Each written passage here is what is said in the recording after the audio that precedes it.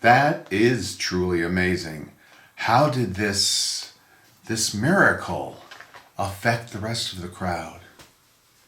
Many jeered and spat at Jesus. It appeared as if they were trying to taunt him into demonstrating that he was indeed the Messiah, with the power of the heavens at his disposal. This taunting continued even after Jesus was crucified on an execution site located outside the city walls on Mount Calvary, a site known as Golgotha, the place of the skull. Notably, it is called the place of the skull because legend has it that the first man created by God, Adam, is buried there.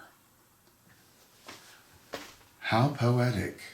If that's truly the case, then Jesus' blood will wash over the bones of Adam as it drips into the earth while Jesus hangs on the cross. Wouldn't that be a fulfillment of prophecy if Jesus is indeed the Messiah? In Genesis 3:15, Moses prophesies that there will come a time when the future seed of woman, the Messiah, shall crush the head of the serpent, Satan, and Satan will bruise the heel of woman's seed. Thus, for this prophecy to be fulfilled, the Messiah must be crucified on the place of the skull where Adam is buried. I don't understand. Could you please explain your reasoning? No problem. By being crucified on top of the grave of Adam, the Messiah would demonstrate Yahweh's victory over Satan, who had led Adam into sin. The fulfillment of this prophecy in Genesis 3:15 begins with the nails being driven through the heels of the one crucified. That is the woman's seed, the Messiah. Thereby Satan bruises the heel of the Messiah. What is the meaning of this in messianic prophecy? The cross bearing the Messiah was lifted above the place of the skull and anchored into the earth, the ground that Yahweh cursed in Genesis 3:17, declaring to Adam that, "In sorrow shalt thou eat of the cursed ground all the days of thy life." These words make it evident that the divinity of Adam was no more. What is the relationship between this act and the crushing of Satan's head?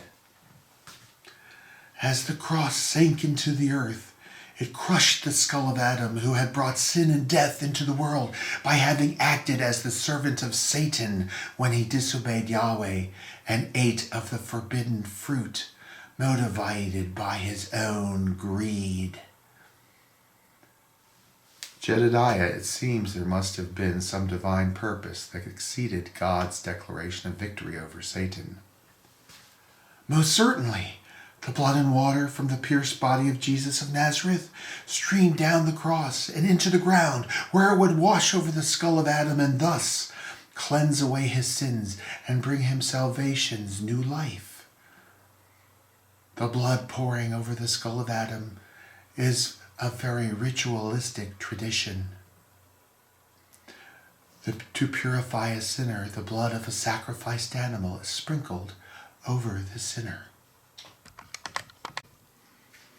The sprinkled blood purifies the sinner by taking the sin upon itself, and thereby the individual may be declared clean again. Most interesting. The pieces of the puzzle are beginning to fit together. Thank you for your report, Isaac. We now have with us Luke, the physician. It has been reported by eyewitness that Jesus was sweating blood. Luke, tell us, doctor, is it possible that Jesus was actually sweating blood? Well, blimey, Governor Jedediah, it could quite possibly have appeared that way. Capillaries near the surface of the skin are quite fragile and can easily be broken. For example, a young man kissing a woman on the neck, can cause what appears to be a bruise with his mouth suction. Are you referring to a hickey? Oh, well, Yes, that is the most commonly used term for this phenomena. But a bruise is certainly a distant cry from sweating blood. Not as distant as one might think. When stress to the body approaches lethal levels due to, for example, physical torture, the capillaries may begin excreting very minute amounts of blood on the skin's surface. That would appear to be bloody perspiration. As such, we can surmise from your reporter's observation that Jesus is undergoing tortures that are taxing the limits of his physical existence. Could the tortures themselves result in death? Yes, indeed. And there have been many cases where prisoners have died from scourging alone. This is when the sentence given is 40 lashes. This indicates that the victim is to be scourged until death, unto death. A sentence of 39 lashes, on the other hand, which Jesus was given by Pilate, indicates that the victim is to be scourged up to the edge of death. Then Jesus must be suffering terribly. Far more than you or I could possibly imagine. Yet the agony of crucifixion truly will be a very bloody one and will exceed all of the tortures he has faced today. Exceed them all. Really, just how does crucifixion cause death? Is it from the blood loss or exposure? It's actually a cruelly ingenious means of torturing a person to death by suffocation. Most people think the cause of death is blood loss, but it's actually suffocation. Suffocation? Do you mean comparable to drowning? The end result is the same.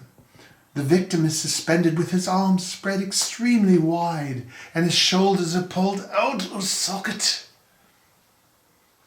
This makes it difficult for the victim to breathe and to expand his chest and diaphragm. The body demands abnormally high levels.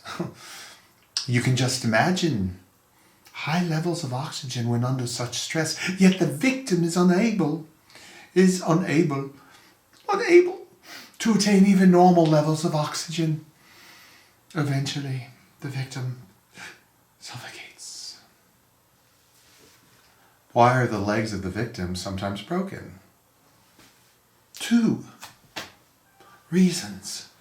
First, the victim would no longer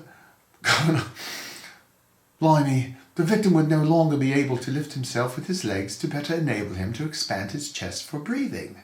This hastens the suffocation process.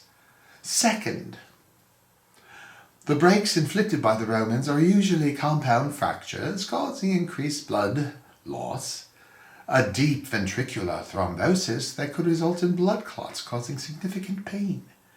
In fact, Governor, the pain can be so intense that it sends the body into further shock, requiring an even greater need for oxygen that would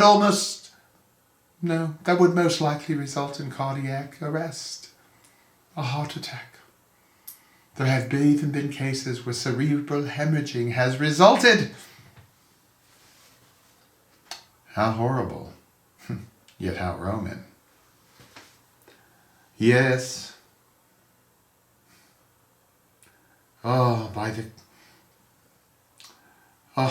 Yes. The Roman punishments are very efficient and very effective. I've had to deal with many a victim.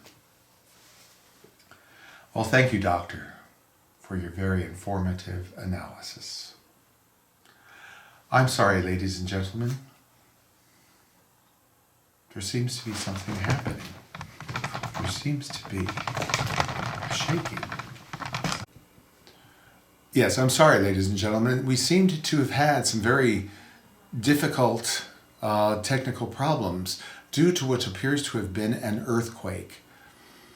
We now take you to the site of Jesus' execution, Mount Calvary, and our roving reporter, Leela of Galilee,